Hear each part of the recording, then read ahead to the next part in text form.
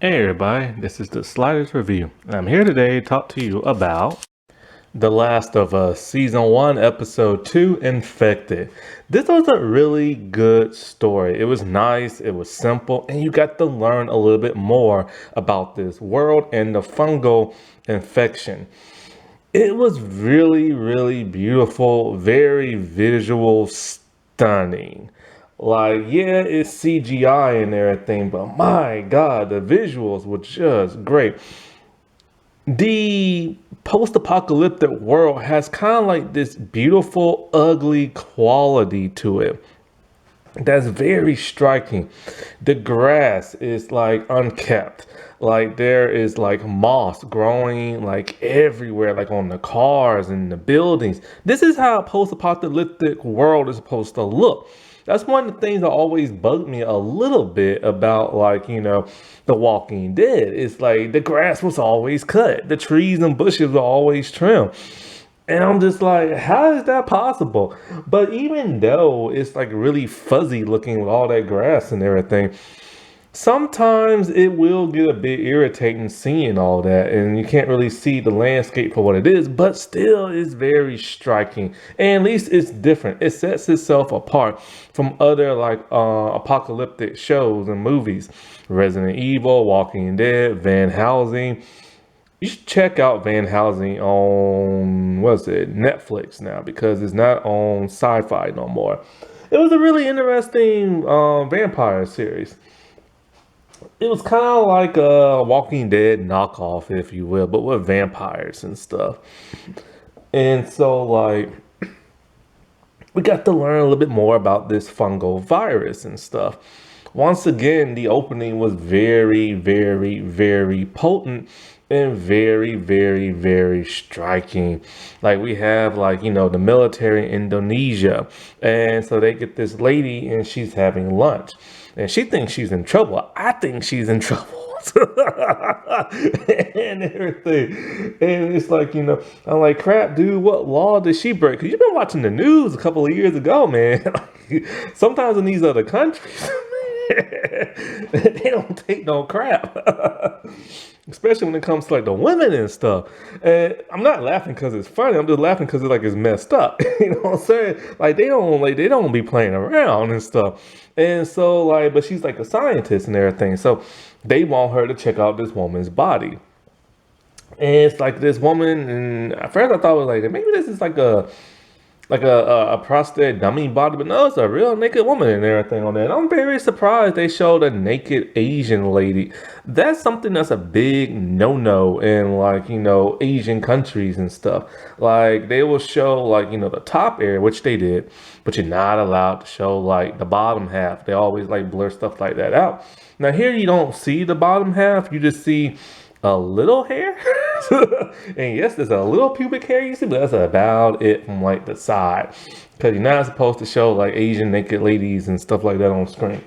And so she sees where the lady got bit on her ankle, and it's a human type bite. She cuts it open and it's all gross inside. It's kind of grayish because it's moldy inside. And then next thing you know, she pulls something out the woman's mouth, and this is where we get something that diverts from that of the game. Instead of spores just leaking out in the air, because the actors don't want to do the whole mask thing, and they want to show people's faces and stuff. Now it's kind of like these weird, almost worm-like tentacle-looking things and stuff, and they move around. It freaks her out. It freaked me out. I started thinking about the strain with the worms inside those vampire bodies and stuff. But they're not really so much worm like, they're moving a little bit slow. I don't know what it is. If it's like a living fungus that's just moving around. Because you know how like a lot of bacterial stuff is, when you get under that microscope, you can see it moving around, this and that, but you can't see it in the naked eye. Even when you see mold growing on something, you don't see the stuff moving around. You need like a really powerful microscope because it's the micro world and everything.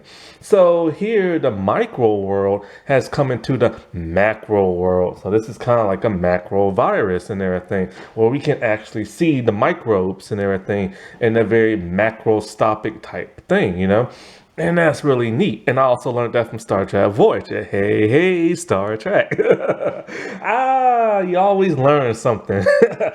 Thank God for Star Trek. And that was a great episode. I think I talked about it once. I'm not really sure, but oh well. And so, like, the dude asks her straight up, what can we do? And she tells him, and this is the haunting part, there ain't no cure. And she said, like, bomb the entire city. And she just wants to go home to be with her family. There's nothing to do but to bomb the city and hope that the flames will kill the infection.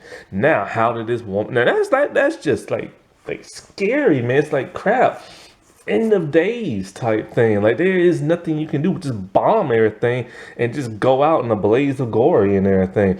And that's the most depressing thing of them all, man, because that's like literally no hope. But how exactly did this lady get bit? They don't know who is patient zero. So apparently she was working in a rice and grain factory. She got bit by somebody else.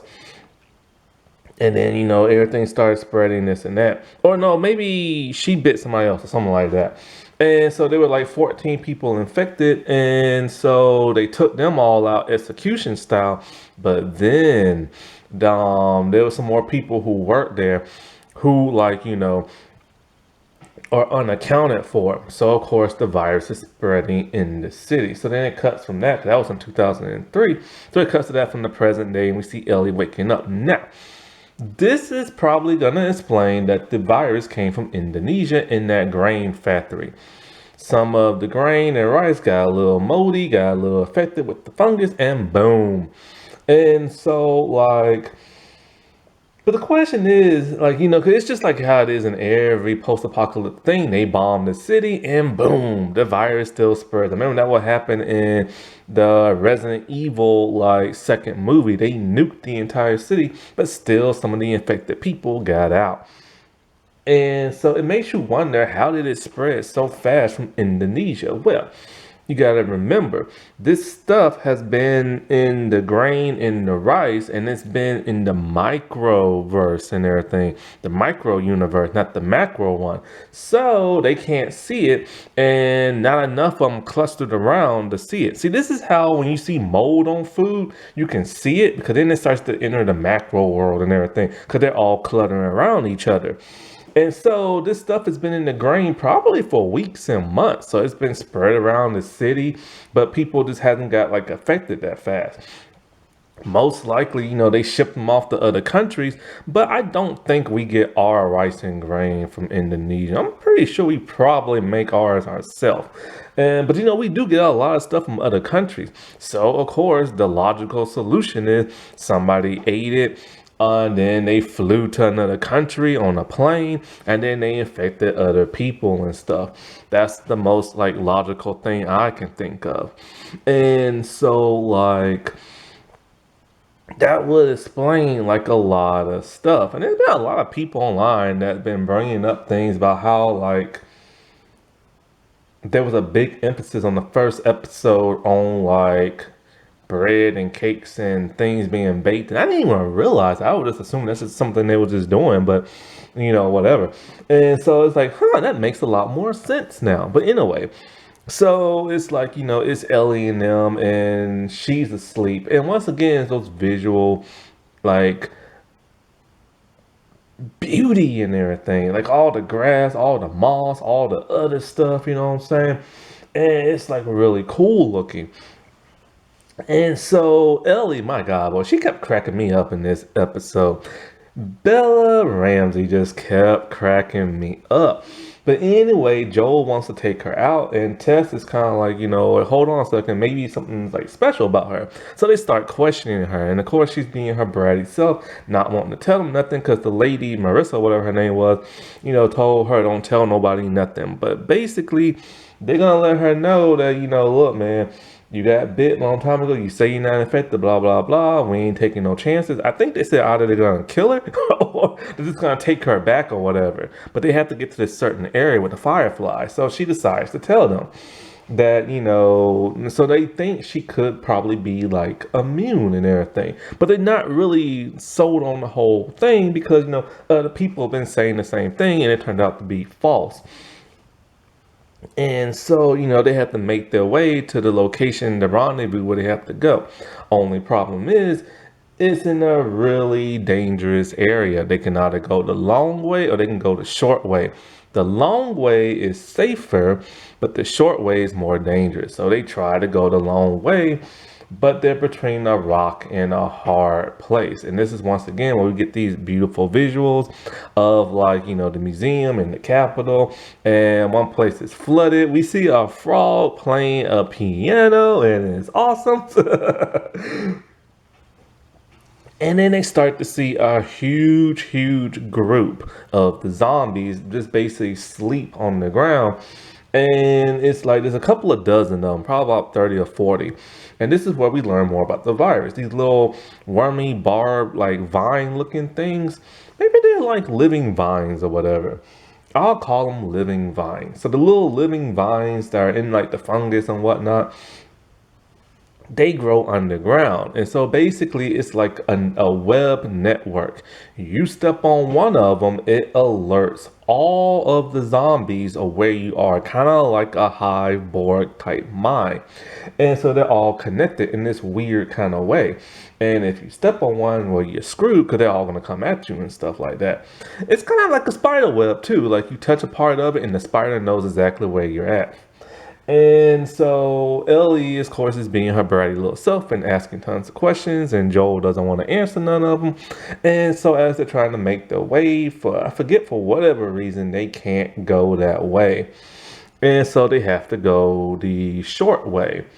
And so, like, that's more dangerous. And Ellie at this point is a little bit scared because she doesn't want to go the short way. I think what happened was, I can't remember. I think maybe a zombie tried to get them or something like that. I can't really remember. And something just spooked her, you know what I'm saying? And so I'm like, man, where are the zombies at? This is a zombie show. I'm not seeing that many zombies. I'm seeing them from a faraway distance laying down, but that's about it. Don't even get to see them up close. And like in The Walking Dead, all you saw was zombies in the first season. And so they have to go now in like the, I believe, museum and everything. And so as they're in the museum and stuff, Ellie is freaked out because she sees a man freshly like jacked up, like there's blood all over his face and it's fresh. And she's never seen a zombie like that before. And so like, or nothing that could do nothing like that. So Joel and Tess, they know exactly what it is. It's a clicker. And everybody have seen these pictures like all around. I've seen they look like liquors from the Resident Evil movies. And so basically, I knew a little bit about them because Bella, I saw an interview with her on James Corbin, I think it was. And she was talking about like how like, he's all like, would you be able to survive a zombie apocalypse like this? She's like, no, I'll be too terrified. I will like freeze and everything. But she said that's probably a good thing because these things can hear, not see. And so they have to be very, very silent and very quiet. And so as they're moving around, like she steps on like something and it alerts the clicker and all you can hear is this clicking noise. It is very terrifying. It reminds me of those good old zombie like movies and shows and I was feeling it, man. I'm like, yes, finally something like cool. Because the show itself is cool, but it's a lot of dialogue. It's a lot of drama. And so like, this thing is like crazy. It has the human body, but his arms are all what's that word I'm trying to think of? Contorted or whatever, and it's like it's walking weird. And remember, these things move fast. Now, what's really cool about this? At first, I thought it was his brains on the outside of his head, similar to that of a licker. But no, it's the fungal thing inside it that just grew outward, and it covers its entire like eyes and skull and stuff like that. And it's really hard trying to kill these things. You can shoot them, but they'll keep on coming at you. So it's a huge fight on their hands. And so she gets bit like or stung or whatever on like her arm. And so she's not really worried because, she's like, immune and everything. Tess hurt her ankle. And I'm thinking to myself, did you really hurt your ankle or did you get bit? Because I've never played the game. And so she's acting kind of like a little stubborn and kind of like want to be to herself a little bit. Like she can dress her own wound on her ankle and stuff. But then later on, when they get to like their rendezvous place, they realize something. Everything inside is empty and everybody's been taken out execution style. They don't know what really happened. They assume somebody got infected and they just started taking people out. So then, he's all like, we need to get back home. And she's like, that's not my home anymore. And she reveals that, well, actually, Ellie realized that, oh, you must have got bit. And Ellie don't want to leave her there. And Joel is just like beside himself. Now, what's interesting about Joel and Tess is that from what I've been reading, they're supposed to be a whole lot more violent than what they are in the show. They're kind of watered down in the show because they're supposed to be mean, and I mean mean, but they're not that mean in the show. And so, like, something happened. I think he steps on, like, glass, and it alerts something, and one of the people inside is still alive, and it touches like the barbs or whatever, the living vines, and it alerts the herd, and they just come running. They know they screwed, but Tess is gonna buy them some time. So she puts like, lighter fluid all on the floor. She knocks over a couple of grenades. I'm all like, yo, man, Rick Grimes in the end of season 1, he took one of the grenades. Why didn't y'all take one? And so she basically tells him, take this girl. We have a fighting, or y'all have a fighting chance of trying to cure the world and everything because she's immune. And like protect her and all this other stuff. So he just grabs Ellie and he just takes off running. And she keeps trying to light the her lighter. Why didn't she take a grenade and just throw it on the ground? It would have lit the stuff anyway. So some of the herd comes in and they're just running past her for whatever reason because she's being quiet. But one of them can hear her clicking her thing. And when she looks at the person, it looks like she recognizes the person. Now she got very emotional when she got to that place and everybody was dead. So she was looking, I guess, for somebody. And so that person comes up near her and he kisses her, but he's zombified. That's the thing. And we see like the little living vines come out his mouth and in her mouth, and then she finally lights her lighter, and then boom, everything just like explodes in the building, and Ellie and Joel make it out of there safe. Because he has to take her to find the other location of those fireflies, where she's supposed to go. Like I said, this was really, really cool. It was a little still light on the zombies. Even though we got to see some, we didn't get to see that much. And every time we do see them, they're either far away or they come at you really fast. But it was nice to see the little clickers and stuff. And now I know why she calls them clickers when she was on James Corbin. Alrighty, well, I'll talk to y'all later. Bye.